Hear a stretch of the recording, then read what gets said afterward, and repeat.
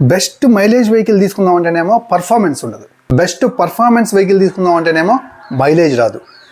Performance mileage రెండు కంబైన్డ్గా ఉండి ఒక మంచి బైక్ తీసుకుందామని మీరు చూస్తుంటే అప్పుడు ఖచ్చితంగా 150 ఆర్ 160 cc వెహికల్సే తీసుకోవాలి. చాలా మంది ఫ్రెండ్స్ నేను ఏ వీడియో ఓపెన్ చేసినా కానీ కామన్గా అడిగే క్వశ్చన్, అన్న ఫ్యామిలీ కోసం ఒక మంచి వెహికల్ కావాలి, పర్ఫార్మెన్స్ చాలా బాగుండాలి, మంచి మైలేజ్ రావాలి, మెయింటెనెన్స్ ఫ్రీగా ఉండాలి, ఒక మంచి 150 cc వెహికల్ చెప్పన్నా అని చెప్పి జనరల్గా అడిగే క్వశ్చన్ అనమాట. అంటే మీరు కనుక 150 cc ఒక మంచి వెహికల్ 1,45,000 నుంచి 1,50,000 రూపాయల దగ్గరలో పెట్టి కొనుగోలు చేయాలంటే this is the best way, this is the best video to watch and decide and choose a best vehicle నాకు తెలిసి. సో మీరు చేయాల్సిందల్లా ఒకటే, వీడియో లాస్ట్ వరకు చూడటం. ఒకవేళ మీ సిచ్యువేషన్లో నేనుంటే ఇప్పుడు నేను కొన్ని వెహికల్స్ చెప్తాను, వీటిలో 2 వెహికల్స్ సజెస్ట్ చేస్తాను అనమాట. అంటే నా పర్సనల్ ఒపీనియన్, నేనైతే ఆ 2 వెహికల్సే తీసుకుంటాను. ఆ విషయం నేను లాస్ట్లో చెప్తాను. ఇప్పుడు లాస్ట్ వరకు చూస్తారు, తెలుసా మీరు. సో ఇక లేట్ చేయకుండా వీడియోలోకి అయితే వెళ్ళిపోదాం. ఫస్ట్ అయితే పల్సర్ 150 cc స్టాండర్డ్ ఎడిషన్ అనమాట. సో ఈ వెహికల్ని నేను పర్సనల్గా రైడ్ చేశాను. సో ఇదే కాదు, అన్ని వెహికల్స్ నేను పర్సనల్గా రైడ్ చేశాను. ఇండివిజువల్ వీడియోస్ అన్నీ కూడా మన ఛానల్లో ఉంటాయి. సో నేను చెప్పిన తర్వాత మీరు ఒకవేళ 2 వెహికల్స్ కనుక డిసైడ్ అయితే ఆ 2 వెహికల్స్ వీడియోస్ని మన ఛానల్లోకి వెళ్ళి వాచ్ చేయండి. సో మీకు క్లియర్గా దాంట్లో information, on road price and performance, braking efficiency ఎలా ఉంది, అండ్ ఇంజిన్ పర్ఫార్మెన్స్ ఎలా ఉంది, సీటింగ్ అండ్ కంఫర్ట్ ఎలా ఉంది, ఇలాంటి ఎవ్రీథింగ్ అయితే నేను అక్కడ డిస్కస్ చేయడం అయితే జరిగిందనమాట. సో మనం 150 cc పల్సర్ గురించి మాట్లాడుకుంటున్నాం కాబట్టి సో స్టాండర్డ్ వేరియంట్ అయితే తీసుకోండి. వీల్ చాలా సన్నగా ఉంటుంది, ఐ మీన్ 100 సెక్షన్ టైర్తో వస్తుంది అనమాట. 13.25 Nm టార్క్ని అలాగే 14 PS పవర్ని ఇది ప్రొడ్యూస్ చేసే ఇంజిన్ అనమాట. సో మనకి ఎలాంటి air cooling, oil cooling systems ఉండవు, కానీ పర్ఫెక్ట్ ఇంజిన్, మంచిగా ట్యూన్ చేశారు. లాంగ్ రైడ్కి వెళ్ళొచ్చు.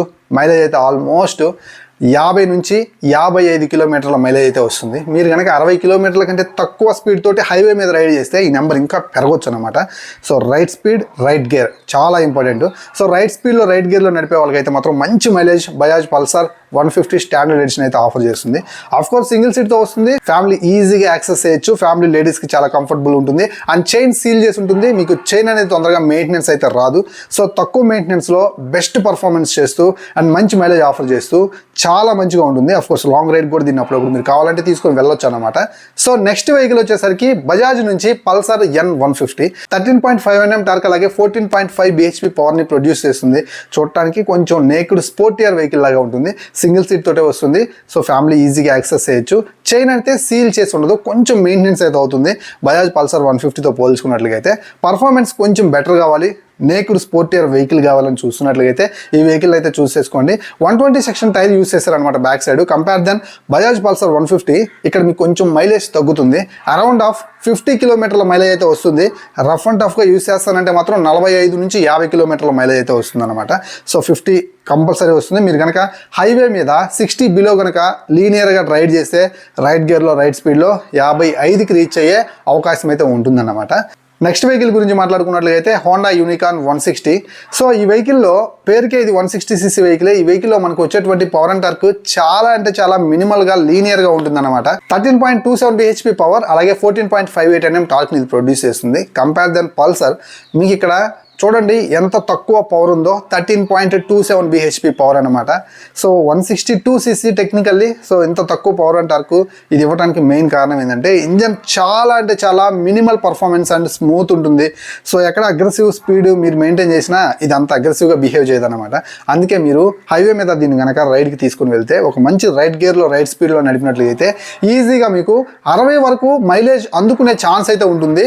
సో కారణం ఒకటే, మనకి 160 150 cc అనేది ముఖ్యం కాదు, ఇంజన్ లోపల ఉన్నటువంటి పవర్ అండ్ టార్క్ స్పెసిఫికేషన్స్, ఆ నెంబర్ ఏదైతే ఉందో అది చాలా ముఖ్యం అన్నమాట. మీకు ఎక్కడైతే పవర్ టార్క్ చాలా మినిమల్గా తక్కువగా ఉంటుందో అక్కడ మీరు ఎంత ర్యాపిడ్ పర్ఫార్మెన్స్ చేయించుకున్న బండి చేత మీకు మైలేజ్ అనేది ఒక స్టాండర్డ్ లెవెల్ అయితే ఆటోమేటిక్గా రీచ్ అయి ఉంటుంది, అంతకంటే మీకు తగ్గదన్నమాట. సో అందుకే 160 cc అయినప్పుడు కూడా యూనికార్న్లో బెటర్ మైలేజ్ ఆఫర్ చేస్తానికి కారణం ఈ పవర్ అండ్ టార్కే అన్నమాట. సో దీన్ని మీరు ఎక్కువ అగ్రెసివ్ స్పీడ్ మెయింటైన్ చేయాలి అండ్ టూ మచ్గా సిటీ కమ్యూట్ చేయాలి అండ్ మీకు ఏదైతే స్ట్రీట్ ఫైటర్ లాగా ఉండాలంటే ఈ వెహికల్ మీకు ఉండదు. ఒక మంచి classical family oriented fuel efficient machine అనమాట. సో హ్యాపీగా మీరైతే కొనుగోలు చేయొచ్చు. చైన్ సీల్ చేసి ఉంటుంది కాబట్టి మీరు మెయింటెనెన్స్ ఫ్రీగా వెహికల్ అయితే ఉంటుంది. చైన్ ప్రతిసారి తొందరగా అరిగిపోవటం అలాంటివి అయితే మీకు ట్రబుల్ అయితే ఇవ్వదన్నమాట. సో హ్యాపీగా ఈ వెహికల్ని అయితే మీరు 160cc కొనుగోలు చేయొచ్చు. అండ్ హోండా కంపెనీ నుంచి SP 160 కూడా ఉంది. దానికి బ్యాక్ సైడ్ టైర్ చాలా హెవీగా ఉంటుంది కాబట్టి మైలేజ్ అయితే మాత్రం కంపేర్ దాన్ మనకి యూనికాన్ తగ్గిపోతుంది అనమాట. అందుకే నేను ఈ లిస్ట్లో అయితే తీసుకురావట్లేదు SP 160ని. అండ్ నెక్స్ట్ మనం మాట్లాడుకున్నట్లయితే TVS అపాచీ RTR 160 2V. ఈ వెహికల్లో మనకి చాలా మంచి పవర్ అండ్ టార్క్ అయితే ఉంటుంది. ఇప్పుడు దాకా మనం మాట్లాడుకున్నటువంటి అన్ని వెహికల్స్ కంటే కూడా ఎక్కువ పవర్ ఉండేటువంటి వెహికల్ ఇదే అన్నమాట. ఎక్కువ టార్క్ ఉండేటువంటి వెహికల్ కూడా ఇదే. So compare then all vehicles. And ఇంకోటి కూడా ఉంది Yamaha FZS, అది నేను తర్వాత మాట్లాడతాను. సో అన్ని వెహికల్స్తో కంపేర్ చేసుకున్నట్లయితే ఇక్కడ మనకి 13.8 Nm డార్క్ అలాగే 15.8 bhp పవర్ని ప్రొడ్యూస్ చేసే ఇంజిన్ అయితే ఉందన్నమాట. సో మీరు లీనియర్గా నడిపించుకున్నట్లయితే ఇది కూడా మీకు 50 కిలోమీటర్ల మైలేజ్, హైవే మీద అయితే 55 కిలోమీటర్ల దాకా మైలేజ్ ఇది ఆఫర్ చేసే అవకాశం అయితే ఉంటుంది. సో మీరు కనుక ఒక మంచి పవర్ అండ్ టార్క్ కలిగిన వెహికల్ విత్ మైలేజ్ కూడా కావాలి అనుకున్నట్లయితే, కొంచెం లాంగ్ రైడ్కి వెళ్ళడానికి కూడా బాగుంటుంది, అలా అయితే తీసుకుందాం అనుకున్నట్లయితే TVS అపాచీ RTR 160 2V అయితే మీరైతే ప్రిఫర్ చేయండి. సో చాలా అంటే చాలా నీట్గా అయితే మాత్రం మీకు ఫ్యామిలీకి చాలా బాగుంటుంది అన్నమాట. అండ్ మీకు ఏదైతే చైన్ అనేది ఇక్కడ మీకు ఓపెన్ టైప్లోనే ఉంటుంది. అండ్ సీట్ సింగిల్ సీట్ వస్తుంది కాబట్టి ఫ్యామిలీకి చాలా చక్కగా అయితే ఉంటుంది అన్నమాట. And finally Yamaha FZS version 4.0 deluxe version అనమాట. నేను ఎందుకు డీలక్స్ వర్షన్ అంటున్నానంటే అన్నీ ఫుల్ఫిల్ అయితే అయిపోతాయి. 1,48,000 రూపాయల నుంచి 1,55,000 రూపాయలకి మధ్యలో అయితే ఈ వెహికల్స్ అయితే మీకు లభిస్తాయి అనమాట. Yamaha FZS వర్షన్ 4.0లో 12.4 bhp పవర్ అలాగే 13.3 Nm టార్క్ అయితే మీరు చూడొచ్చు. ఈ పవర్ అండ్ టార్క్ని జనరేట్ చేసే ఇంజిన్ అయితే ఉంటుంది. వెల్ స్మూత్ ఉంటుంది. అండ్ లాంగ్ లైఫ్ కోసం Yamaha FZ మీకు నేనైతే స్ట్రాంగ్గా సజెస్ట్ చేస్తాను. సింగిల్ సీట్తో వస్తుంది, ఫ్యామిలీకి చాలా బాగుంటుంది. ఓపెన్ టైప్ చైన్తో వస్తుంది కాబట్టి లిటిల్ కంపేర్ దాన్ సీల్డ్ చైన్ కంటే కూడా మీకు ఓపెన్ టైప్ చైన్ కొంచెం మెయింటెనెన్స్ అయితే ఇస్తుంది అనమాట. అంటే మీరు టైం టు టైం క్లీన్ చేసుకోకపోతే తొందరగా చైన్ అరిగిపోతుంది. సో చైన్స్ పాకెట్స్ కాస్ట్ అయితే మీరు కట్టుకోవాల్సి వస్తుంది అనమాట.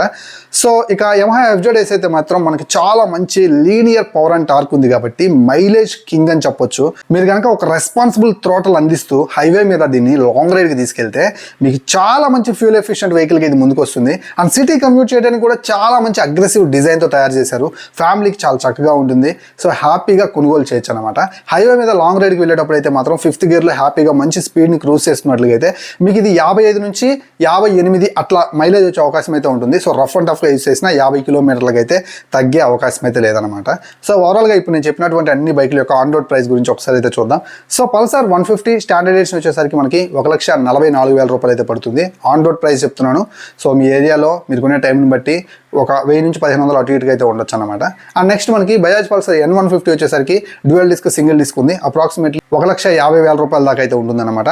నెక్స్ట్ మనం మాట్లాడుకున్నట్లయితే TVS అపాచీ RTR 160 2V వచ్చేసరికి మనకి దీంట్లో హై ఎండ్ వేరియంట్ ఉంటుంది అనమాట. సో బ్లూటూత్ కనెక్టివిటీ వేరియంట్ ఇది వచ్చేసరికి మీకు 1,50,000 రూపాయల దాకా పడే అవకాశం అయితే ఉంటుంది. సో నార్మల్ వేరియంట్ తీసుకుంటే 1,46,000 రూపాయల దగ్గరలో మీరు దీన్ని అయితే పొందొచ్చు అనమాట. అండ్ హోండా యూనికాన్ 160 వచ్చేసరికి 1,47,000 రూపాయలకి మీకు లభిస్తుంది అనమాట. And finally Yamaha FZS version 4.0 deluxe version వచ్చేసరికి 1,54,000 రూపాయల దాకా ఉండే అవకాశం అయితే ఉంటుంది. సో ఓవరాల్గా ఇవి ఆన్ రోడ్ ప్రైజెస్. ఇప్పుడు నా పర్సనల్ ఒపీనియన్ గురించి మాట్లాడతాను. ఇప్పుడు నేను కనుక మీ సిచ్యువేషన్లో ఉండి ఒక మంచి 150cc వెహికల్ని ఫ్యామిలీ కోసం మెయింటెనెన్స్ ఫ్రీగా ఉండేదాని గురించి అండ్ మనకి మంచి మైలేజ్ ఆఫర్ చేసే విధంగా ఆలోచించి నేను కనుక కొనాలనుకున్నట్లయితే 2 వెహికల్స్ని అయితే పర్చేస్ చేస్తాను. సో ఒకటి Yamaha FZS వర్షన్ 4. ఈ వెహికల్ అయితే ఫస్ట్ నేను తీసుకుంటాను అనమాట ఇప్పుడున్న 5 వెహికల్స్లో. ఎందుకంటే దీంట్లో నాకు బాగా నచ్చేటువంటి డిజైన్ ఉంది. అండ్ దీంట్లో మంచి లాంగ్ లైఫ్ ఇంజిన్ అయితే ఉంది. వెల్ స్మూత్ రిఫైన్డ్ ఉంటుంది. అండ్ మంచి మైలేజ్ కూడా ఆఫర్ చేస్తుంది. అండ్ సిటీ కమ్యూట్ చేయొచ్చు, లాంగ్ రైడ్కి చేయొచ్చు. అండ్ చాలా మంచి కలర్స్లో ఇది మంచిగా అవైలబుల్గా ఉంది కాబట్టి నేను ఈ వెహికల్ అయితే ఫస్ట్ ప్రిఫరెన్స్ అయితే ఇస్తాను తీసుకోవడానికి. పల్సర్ 150 స్టాండర్డ్ ఎడిషన్కి అయితే ఇస్తానన్నమాట. సో క్వైట్ ఆపోజిట్ అనమాట. ఇక్కడ చాలా ఫార్మల్ లుక్ అయితే ఉంటుంది. అండ్ ఫ్యామిలీకి చాలా చక్కగా ఉంటుంది. చైన్ అయితే సీల్ చేసి ఉంటుంది అనమాట. అండ్ మంచి పర్ఫార్మెన్స్ కూడా ఉంటుంది కాబట్టి నేను ఈ వెహికల్ అయితే తీసుకోవడానికి అయితే ట్రై చేస్తాను. సో పల్సర్ 150 స్టాండర్డ్ ఎడిషన్ అనేది పర్ఫెక్ట్ ఫ్యామిలీ ఓరియంటెడ్ మిషన్ అనమాట. అండ్ ఫ్యూల్ ఎఫిషియెంట్ వెహికల్ కూడా.